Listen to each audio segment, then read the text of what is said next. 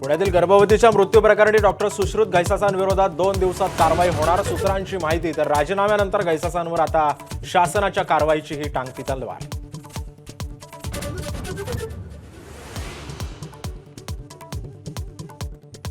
गर्भवती मृत्यू प्रकरणी धर्मादाय आयुक्तांचा अहवाल सरकारला सादर। दीनानाथ मंगेशकर हॉस्पिटलकडून नियमांचं उल्लंघन झालंय का हे स्पष्ट होणार।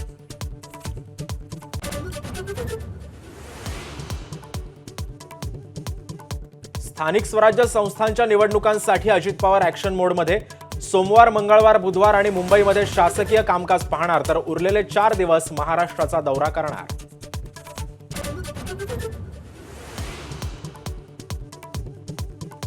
उपमुख्यमंत्री अजित पवारांच्या नेतृत्वामध्ये राष्ट्रवादीच्या अल्पसंख्याक विभागाचे पदाधिकारी अमित शहांना भेटणार।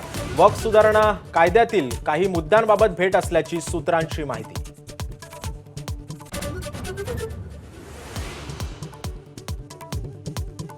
तुळजापूर ड्रग्ज तस्करी प्रकरणामध्ये 35 पैकी 13 आरोपी तुळजाभवानी मंदिराचे पुजारी। सरसकट बदनामी नको, पाळीकर पुजारी मंडळाच्या अध्यक्षांचं आवाहन।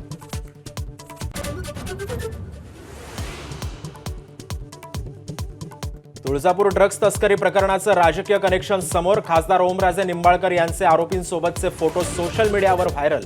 तर पिंटू मुळे, बापू कने, पिंटू गंगणे भाजपची संबंध असल्याची माहिती।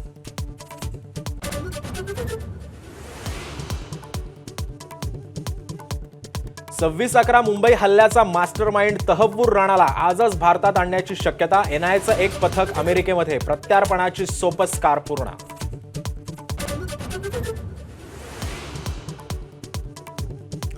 राणासाठी मुंबई आणि दिल्लीमध्ये 2 ठिकाणी कोठड्या सज्ज। आर्थर रोड कारागृहातच कसाबच्याच अंडा सेलमध्ये राणाला डांबण्याची शक्यता। तर मुंबईमध्ये चालू शकतो खटला।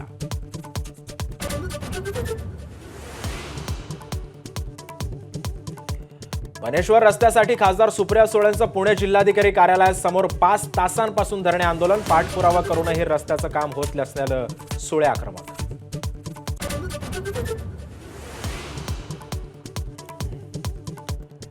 बीड जिल्ह्यातील राख माफियांना मोठा दणका। निविदा मिळालेल्या 16 एजन्सीजकडून दाऊदपूरमधील राखेचा उपसा। पोलिसांचा कडेकोट बंदोबस्त।